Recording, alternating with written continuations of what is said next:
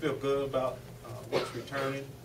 The good thing about where we're at is when Rich and I first got here, we weren't able to redshirt people, and we only had about 68 scholarships.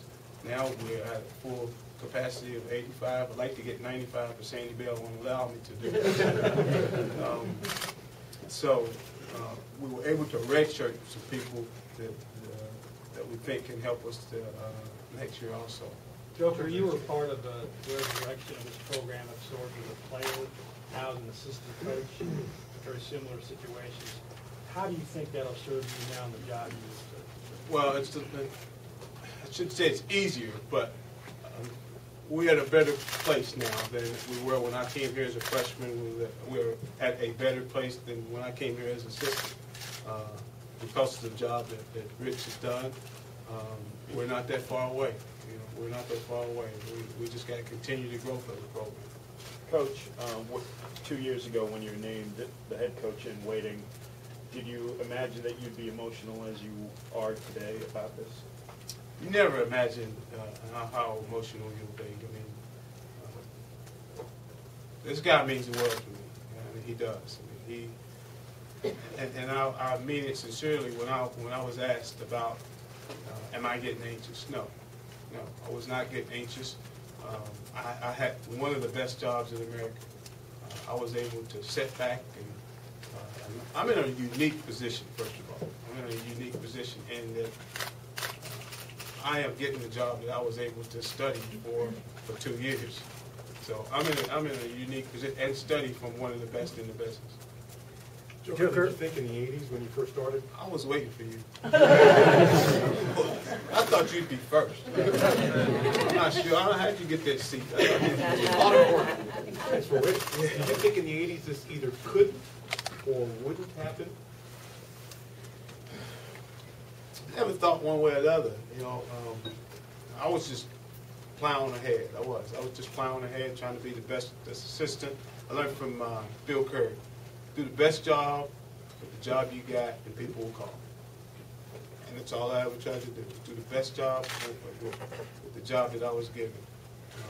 And whether it would be the wide receiver coach, the recruiting coordinator, the offensive coordinator, and now it's the head coach. I've got to do the best job at the one that I have. Do you have a follow-up since you were kind enough to wait for me? No. African Americans got no opportunities in the 80s. Why were you so optimistic? What did your mama have to get? Keep using that word, huh? I know. Say your question again. I'm sorry. How many African Americans were optimistic that this day would happen back then?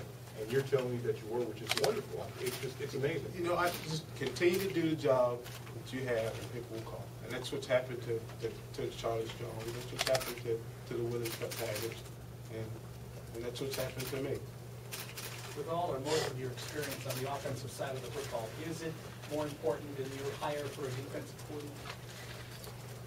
Well, I mean, the head coach oversees the total program, and I've learned from Rich to just make sure you understand the details.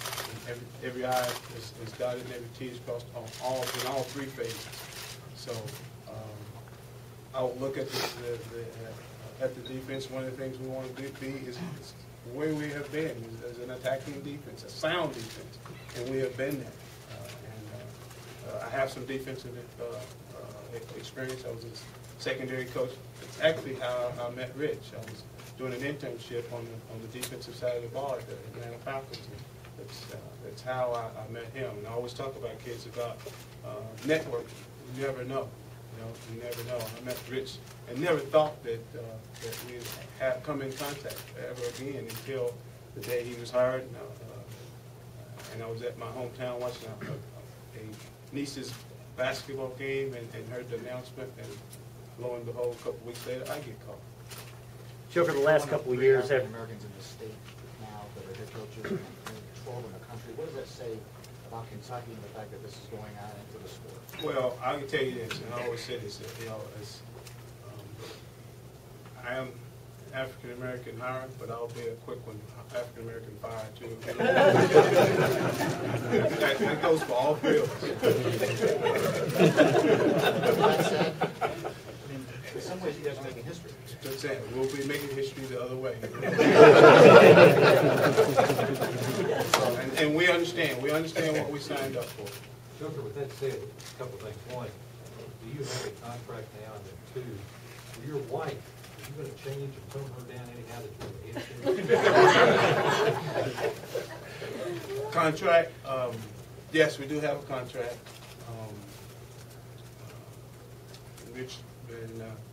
Mitch has paid me a lot of money to run this program.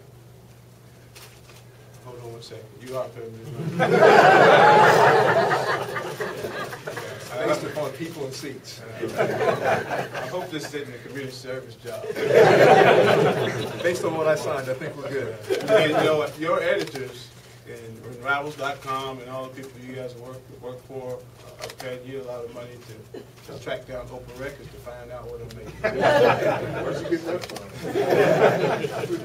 from? Joker, could you talk about the SEC East and the 3 streaks that everybody would like to see stop? The 3 streaks? Okay. The 3 streaks would be South Carolina, Tennessee, and Florida. To do what we want to do in the SEC, to make our next steps, we got to beat those guys on a consistent basis.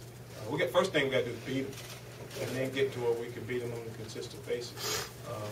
The way we have to do it is we got to continue to recruit better players, get enough good players in here that we can, and then when we have an opportunity, we got to close the deal. We've been close, we just haven't closed the deal. Are you going to continue to be the offensive coordinator and call plays, or are you going to hire someone else to do that? Well, my experience with all the head coaches that I've been around is to oversee all 3 programs, and I will make that decision when the time comes. Joker, since you don't listen to the noise, it might surprise you to hear that there were people who criticized your play calling this year, and some people question now, are you the guy for this job, based on, forgetting what you did in 07, Right. based on what happened this year. What's your response to that? Well, I mean, we're in a world of second guesses. You know, if it works, it's good. If it doesn't work, it's bad. And that's how I looked at this whole thing. You know, everybody has their opinion, and everybody's entitled to it. I heard Cal the other day. I saw Cal talking about you guys cheer. I'll coach, the players play. I wish one day I could say that. I hope that I will have arrived when I can say that. Charlie talked a lot about when he was hired, a little about your all's relationship. Just talk a little bit about the relationship and now the rivalry going head to head as the head coach. Our relationship is great. I talked to Charlie last night. He called to congratulate me. We'll have the same type of relationship that we had when I was the offensive coordinator here and he was the offensive coordinator at Florida. It will be the exact same. It will be a little different because we're now both other head coaches. So, but it will be the same. We'll communicate throughout the years. Won't give football secrets. But then one day we'll be enemies for about 60 minutes. Our relationship will definitely not change. Even though recruiting is going to be involved, you go after the same players? The one thing that we don't ever do is we don't ever negative recruit. So, I mean, and that's how you lose relationships like me and Charlie. We here in Kentucky will not negative recruit. Joker, how much did you learn from Rich the past couple of years about being a head coach day to day, or is it something that you just kind of have to kind of figure out as you go along? I learned a lot from Rich. I did. You know, the thing when this thing was announced that I'd be the head coach in waiting, the one thing that I wanted to do is just study the little things. You know, the football stuff.